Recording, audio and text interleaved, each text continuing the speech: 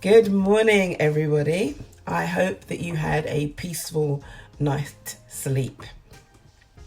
Today, I am celebrating. I am celebrating so many things. Well, first of all, I have to say, look, I have no hair. Oh my gosh. Yesterday, I was sent a parcel in the post of a pair of clippers. Fantastic. And then I had video instruction of how to use it. The video is hilarious. I may share some of that later. But I'm feeling really accomplished because I did it. There was thoughts that maybe I wouldn't be able to. In fact, one of my friends actually said that maybe I should do it in casualty so that I wouldn't have so far to go. But look, and I'm also celebrating because today, 12 months ago, I walked free from hospital. Yeah, 12 months ago. Oh my gosh. And what a year it's been. It's been full of adventure, it's been full of tears, it's been full of challenges, and the challenges are still real, but I'm celebrating. And I want to suggest to you that celebration should become a part of our daily, weekly, monthly routine of actually celebrating the small wins. Because sometimes we think that the win needs to be something huge. You know, it's that big thing that I'm striving for, that I need to have that. And now in terms of COVID-19, that actually I'm never going to have any of those things. Stop. It's the small wins. Think about a jigsaw puzzle. I started to do a few of those online because I can't actually do the physical one. But think of a jigsaw puzzle that's got the big picture and then it's got a number of small pieces. Every piece you find and you put in place becomes a win, because without the small pieces, you never get to the big pieces. And so what can you celebrate? It could be anything as little or seemingly little as waking up this morning, although we do know that that's huge. But making up your bed, you know, that you didn't kill the kids today, that you were able to smile at that action or that thing, whereas before it might have grated you in a stronger way. There's something about celebrating that actually gets the adrenaline flowing and gets you excited to keep moving and to do something else. And I don't know about you, but I'm finding all kinds of ways to encourage myself, to inspire myself, to motivate myself to just keep going. Because it can feel that at times that you are, well, I guess the whole thing is isolation, isn't it? That you are isolated, that you are on your own. Many of us, you know, people like me that are on their own, quite literally, there is nobody else that's going to come in through that front door. There's nobody else sleeping in the other room, that they are on their own. And so therefore they have to find things to do. But it might also be that you're in a house full of people. In fact, I was talking to somebody recently and they have got 9 people in their house and they have found a way for all of them to exist. A call coming through. Oops. No, stop calling me. They have found a way to make it work. And so everybody in the house has got their own space, their own corner. I mean, okay, so it's probably quite a largish house to have 9 people in. But essentially that they have navigated a way around the obstacles and the challenges so that they could celebrate being together. And it's for us to find that way. And I know that it's not easy. I was talking to somebody from Spain yesterday and she was talking about a woman who up until this point her mental health was fabulous. It was fine. She was going about her daily life. And then one day, in the midst of the COVID-19 thing, she stripped off naked and jumped on top of a police car. And so the impact of being in this situation is very real, and it's very, very real to lots of people. And so if we can find a way in the middle of all of this for something to celebrate, to find a win, then actually that will just help us to keep going until this changes. Because you know what? One of the ways in which is I look at the world, but then I guess I was looking at the world like this before COVID-19, is that I've stopped saying that this is really good or this is really bad. It's neither good or bad. It just is. So the thing actually is, our reaction to it then makes it good or bad for us. And so it's that bit in the middle of the stuff that's happening around you, to you, with you. Come on, let's find something for us to celebrate. And as I said, today I'm celebrating. I shaved my head.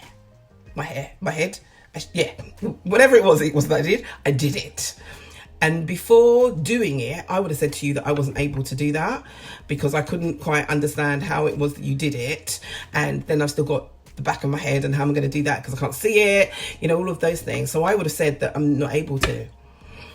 But what I did do was I got support to help me to do it. And so I actually did it. And so there may be things in your life that you're thinking, well, yeah, Carol, that's really great, but blah, blah, blah.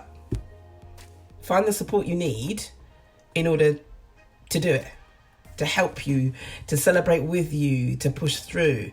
Like now people have got birthdays, they've got anniversaries, they've got things that ordinarily they would have celebrated with groups of people. But just because we can't get together in that way doesn't mean that we can't get together. It doesn't mean that we can't celebrate. Let celebration be on the tip of your tongue. And so things that you're doing are so that you can celebrate. You can celebrate with yourself. You can celebrate with your family. You can celebrate with your friends, with your colleagues, with your business associates. Celebrate. Because there is something that shifts in our thinking when we start to think, do you know what? I'm going to celebrate this. I'm working towards this and I'm going to celebrate. I'm going to treat myself to that other bit of chocolate that I was saying that I wasn't going to eat. Or I'm going to make myself a nice meal. Yeah, I've been playing in the kitchen. That's a whole nother conversation. But that whole thing about just kind of celebrating whatever it is that means to you. In my clearing of clutter and things, I've been finding lots of gems. Now, I actually wrote something called Celebrate Your Way to Success. If anybody's interested in that, then just let me know and I'll send it to you. But it's that whole thing about actually finding things along the way that we're actually saying, do you know what? I did that. Yeah, I'm celebrating that.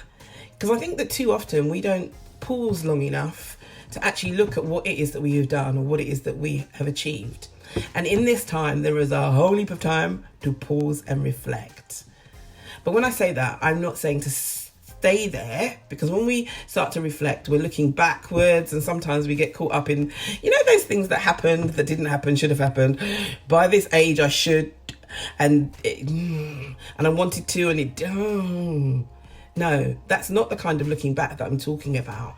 I'm talking about the fact that you're standing here and whatever it was that happened then that, was devastating, challenging, was whatever, you've actually made it through. And that is worth a celebration.